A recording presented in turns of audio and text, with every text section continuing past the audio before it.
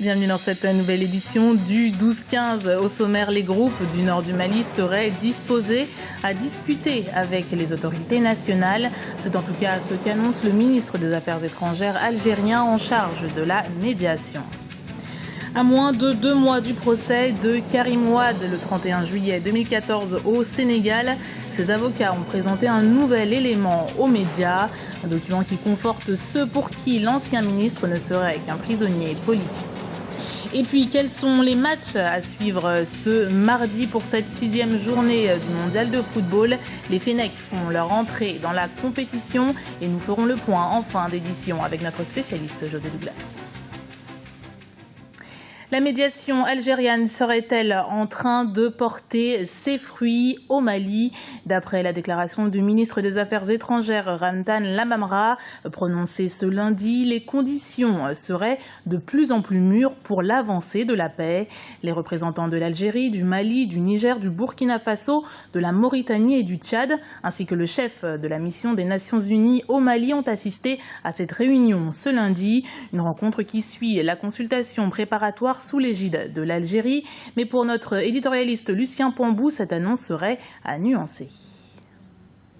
L'annonce d'un certain nombre de groupes armés au nord du Mali d'entamer des négociations pour une sortie de crise peut être saluée avec joie. Mais dans le même temps, il faut garder les pieds sur terre car depuis l'élection présidentielle de Ibrahim Boubacar Keïta, et depuis les événements que l'on sait à Kidal, la situation en Nord-Mali reste globalement tendue. Cette volonté des groupes armés d'ouvrir les négociations est une façon pour eux d'avancer et de ne pas être exclus d'une négociation éventuelle et de ne pas être indexés par la communauté internationale qui les rendrait responsables d'un blocage. En Mauritanie, la campagne électorale pour le premier tour du scrutin présidentiel s'achève jeudi 19 juin. Pour les différents candidats présents dans cette course, l'heure est au bilan. C'est également le moment pour certains de dénoncer les irrégularités observées. Reportage de Franck Noudofinin, notre envoyé spécial en Mauritanie. 2 jours avant la fin de la campagne électorale en Mauritanie, c'est l'heure du bilan pour les partis politiques présents dans la course présidentielle. Les 5 candidats ont pour la plupart sillonné les grandes villes du pays afin de faire part de leur vision pour les 5 prochaines années. Le parti au pouvoir a exposé ses réalisations au cours du dernier quinquennat. Les 4 autres candidats ont dénoncé ce bilan et fait part de leurs projets pour la Mauritanie. On est en plein tout droit vers les opérations électorales proprement dites. Donc cela veut dire quoi? Cela veut dire nos représentants dans tous les bureaux d'une manière systématique. C'est la prise en main du spécimen du vote le jour J et surtout l'encadrement du citoyen et la sensibilisation sur le comment voter et la place et l'emplacement de notre candidat sur la liste, sur le bulletin unique. À Nouakchott, la capitale politique, la campagne électorale a également porté ses fruits. Sous les tentes les soirs ou lors des meetings, chaque parti politique fait part de sa vision pour la Mauritanie. Mais beaucoup d'observateurs ont déploré l'absence de véritable débat d'idées à travers cette campagne électorale. En Mauritanie, nous sommes en démocratie depuis plus de 20 ans. Mais malheureusement, beaucoup de facteurs empêchent l'émergence d'une véritable opinion publique nationale capable de peser sur les scrutins. Nous avons un président qui est là, qui est au pouvoir, qui a sa clientèle, qui a sa cour, qui a ses partisans, qui a ce qu'on appelle ici les applaudisseurs. La Commission électorale nationale indépendante, organe en charge de l'organisation du scrutin, est montée au créneau, elle aussi, pour dénoncer certaines irrégularités dont ont fait part les représentants de certains candidats. Ces derniers jours, des représentants de candidats aux prochaines élections présidentielles ont saisi la Commission électorale nationale indépendante au sujet d'informations faisant état de l'achat de cartes d'électeurs par certains de leurs concurrents, sans préjuger de la portée de ces accusations ni de l'autorité ayant compétence pour les traiter en fonction du caractère juridique des faits relevés. La CENI déplore vivement tout acte ou comportement qui prive l'électeur de l'exercice de son droit de vote à travers les urnes, finalité de l'opération électorale dans son ensemble. Le scrutin présidentiel en Mauritanie a lieu samedi 21 juin prochain. Environ 1 400 000 électeurs sont attendus aux urnes. Nouveau rebondissement dans l'affaire Karim Wade. Les avocats du fils de l'ancien chef d'État sénégalais ont organisé une conférence de presse à Paris ce mardi 17 juin. Objectif de la démarche, le classement sans suite par la justice française de la plainte déposée par l'État du Sénégal à l'encontre de l'ancien ministre détenu depuis 1 an dans la prison de Rebeuss. Il est soupçonné d'enrichissement illicite par la Cour de répression et de l'enrichissement illicite. Maître Amadou Sall était notre invité. Écoutons sa réaction. Cette décision va avoir un impact considérable.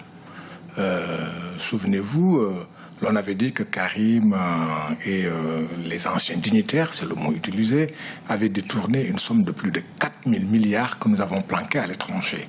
La France a été sollicitée, de même que les États-Unis, l'Angleterre, l'Allemagne et les États-Unis, plus la Banque mondiale. Et aujourd'hui, ça fait un flop gigantesque. Et lorsque la France dit qu'il n'y a pas lieu de poursuivre Karim parce que tout est clean dans son dossier, ça nous met du baume au cœur et ça confirme ce qu'on avait dit dès le départ, qu'il s'agit d'un règlement de compte politique et que Karim Wade aujourd'hui est un détenu politique. Du sport pour terminer ce journal avec la Coupe du Monde de football. Lundi, le Ghana n'a pas réussi à se sortir du piège américain et a dû se contenter d'un score de 2-1. Les Super Eagles du Nigeria ont dû se contenter, eux, du nul face à l'Iran, le premier nul d'ailleurs de la compétition. Ce mardi, la sélection algérienne est attendue au tournant et pour en parler en détail, nous recevons sur ce plateau notre journaliste José Douglas. Alors José, bonjour. Bonjour. Comme chaque journée, vous allez nous présenter le programme quotidien. Nous vous écoutons. Oui, tout à fait. Une belle journée de football encore avec le groupe H. Et comme vous le voyez sur notre tableau, ou bien vous allez le voir, 2 rencontres, Russie contre la Corée du Sud. Mais notre continent va trembler pour ce groupe H car ce sera le premier match également de l'Algérie et la Belgique. Les Belges qui présentent un meilleur visage depuis quelques mois. En revanche, l'équipe d'Algérie est en pleine construction, mais leur entraîneur Waïd Halilozic connaît bien la solution du problème et surtout comment battre les Belges qui ont la pression. Et justement, nous allons écouter leur entraîneur. Regardez et écoutez. Vous savez, la pression, ce qui est plus grave comme pression, c'est quand vous avez un enfant qui est malade et qui se retrouve à l'hôpital, ça c'est de la pression. Pour moi, c'est du pur plaisir de ce qui se passe ici. Personne ne nous attendait ici, aussi vite. Comme l'a dit Vincent, en 2 ans, on a fait un chemin assez incroyable. On a déjà une base solide qui est jeune. Donc, il faut relativiser les choses. Voilà, il n'y aura personne qui ne vivra pas après la Coupe du Monde. Le principal, c'est de ne pas avoir... Et puis, face aux techniciens algériens, les Fenech précisément, eh bien, les Belges resteront vigilants jusqu'au bout. Écoutons l'un des défenseurs. Bien sûr, en tant que défenseur, si vous regardez les matchs et que vous voyez tant de buts marqués, vous avez probablement raison de dire que je pense que les défenseurs sont un peu plus conscients de cela en ce moment. Mais notre point fort est l'organisation. Tant que nous restons aussi longtemps organisés et gardons un bon état d'esprit, vous le savez, nous avons l'habitude de jouer ainsi. Mais ce n'est pas seulement le problème des défenseurs, c'est aussi le problème de toute l'équipe. Si nous jouons bien, comme une équipe, nous serons bons. Et autre match de cette journée, mais ce sera dans le groupe A, avec un certain Brésil contre le Mexique, l'Amérique du Sud contre l'Amérique centrale. Un match très attendu pour la première place du classement. L'équipe qui aura gagné pourra se positionner tranquillement et attendre la suite. Écoutons l'un des joueurs du Mexique, Miguel Layún. Mes coéquipiers savent que nous avons une chance si nous jouons unis et si nous sommes déterminés sur la façon dont nous allons mener le match. Et ce que je voudrais dire, c'est que le respect que nous avons pour le Brésil est seulement la conscience de ce que nous allons réaliser dans les 90 minutes. Je pense que la peur est un mot que nous n'avons pas dans notre dictionnaire. Nous profitons de cette Coupe du Monde et nous sommes très engagés. Voilà qu'ici pour cette belle journée de mardi, le programme du mondial. Mais moi, je ne sais pas pour quelle équipe votre cœur balance. Alors, pour tout vous dire, j'ai un petit faible pour la Belgique. D'accord. Voilà, qui ne sont pas présents depuis 1984, il me semble. Donc, j'aimerais bien voir comment cette équipe va évoluer. Voilà. Eh bien, voici qui conclut cette page sport. C'était le journal de la rédaction. Merci de l'avoir suivi. Retrouvez dans un instant une nouvelle édition du 12-15 sur Africa 24.